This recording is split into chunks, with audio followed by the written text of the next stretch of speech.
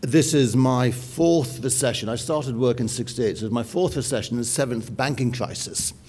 And so they do come to an end. But I mention that really because given that the conference is about the new normal, my argument would be that the real normal is recessions and business cycles and ups and downs. And what has been abnormal, in fact, is that gap from '93 through to 2008, as of 15 years or so of uninterrupted growth. And that was the abnormality. So we really ought to going forward, except that life isn't meant to be, or business life is not normally easy, and business decisions are normally made against a climate of it being quite tough. Having said that, and perhaps because it was so long since we had a downturn before, this slowdown has been particularly abrupt and harsh. And I just wanted to touch on 3 or 4 reasons why. First of all, I want to put things in a global context because this is a global problem and bring it into the local. But the underlying thing that's happening in the world and why the world is, as it were, out of kilter is because of this power shift from the West to the East, from the United States to China, and the imbalances that causes. And so the core problem is that as long as the imbalances exist, we'll have instability. But that's crudely what's happening. On top of that, we had a banking crisis, of course, which always makes things worse.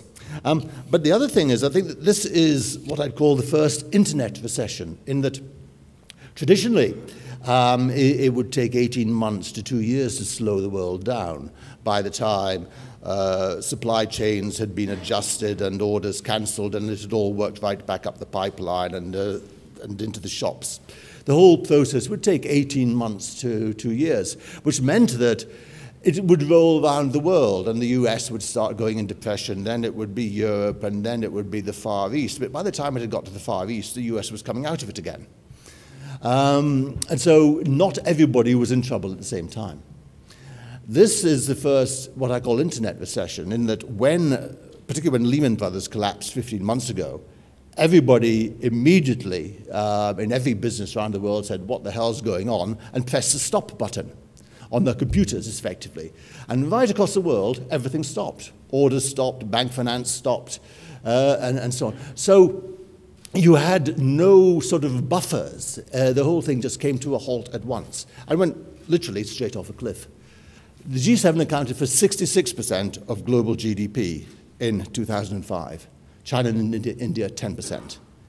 In 2050, which is, in the working lifetime of kids leaving university now and starting, in 40 years' time, China and India will account for half of global GDP, up from 10% to 50%, and the G7 will have gone from 66% down to 25%.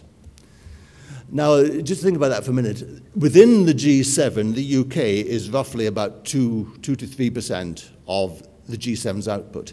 So in our children's working lifetime, the UK, in terms of global output, is going to account for about 1 to 2% of the world output, which means that in 40 years' time, we'll be have as much international clout as perhaps Denmark does today, or the Philippines.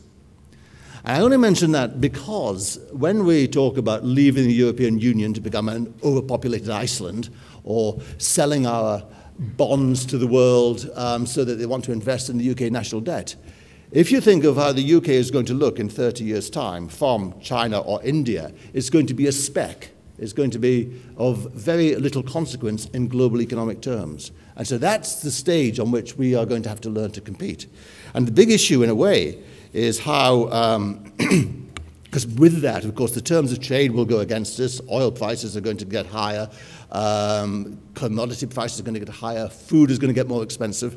And so the UK economy, or the West generally, is going to have to learn what it does to stay in the global game. And those are the real challenges that we face, even when all this is gone. We're going to have to invest more, consume less, and find life, generally speaking, much tougher than it has been in the last probably in the post-war years, the last 50 years.